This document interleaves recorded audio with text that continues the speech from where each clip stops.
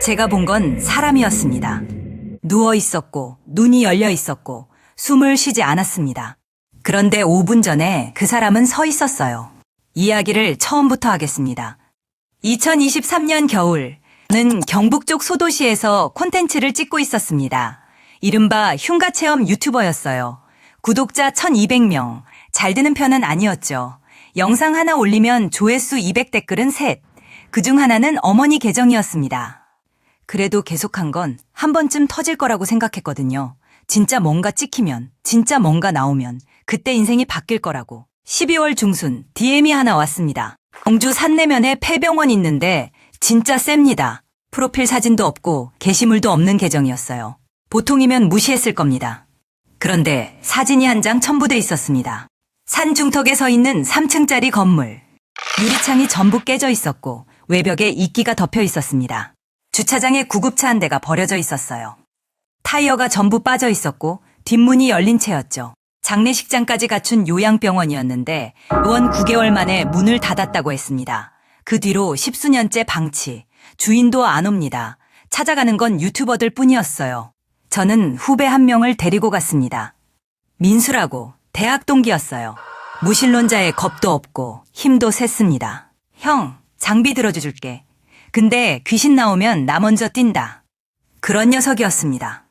12월 22일 밤 11시 산내면 진입로를 따라 올라갔습니다. 내비게이션이 중간에 끊겼어요.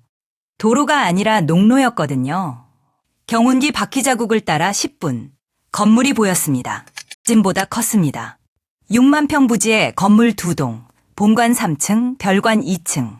입구에 철조망이 쳐져 있었는데 누군가 잘라놓은 자리가 있었어요. 우리 전에 누가 왔다는 뜻이었죠. 들어가기 전에 담배를 한 대 피웠습니다. 공기가 이상했어요. 12월인데 건물 쪽에서 오는 바람이 미지근했습니다. 민수도 느꼈는지 코를 킁킁거렸어요. 형, 이 냄새 뭐야? 곰팡이 아닌데. 저도 몰랐습니다. 나중에 알았지만 그건 곰팡이가 아니었어요. 1층은 예상대로였습니다. 접수데스크, 대기실, 진료실. 바닥에 서류가 흩어져 있었고 벽면에 라카로 그린 낙서가 가득했습니다. XX 왔다감 2019.84 같은 것들. 흔한 폐건물이었죠. 카메라를 돌리면서 천천히 안쪽으로 들어갔습니다.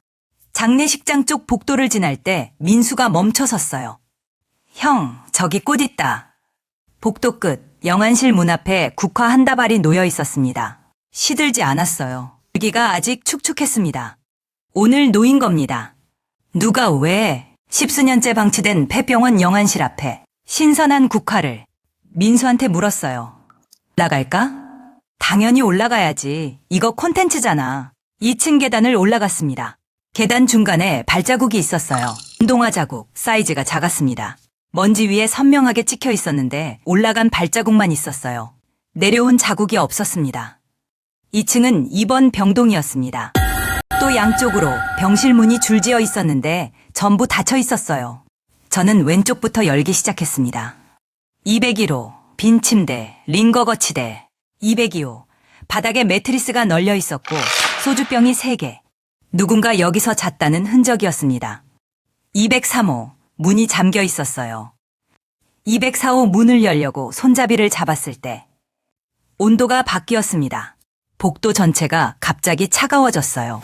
물 내쉬니 입김이 나왔습니다. 12월이니 추운 게 당연하다고 생각할 수 있는데 1층에서부터 여기까지 건물 안은 계속 미지근했거든요.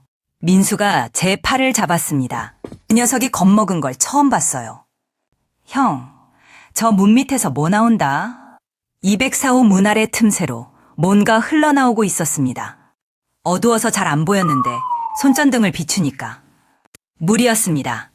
검은 물, 점도가 있는 느릿느릿 흐르는 액체.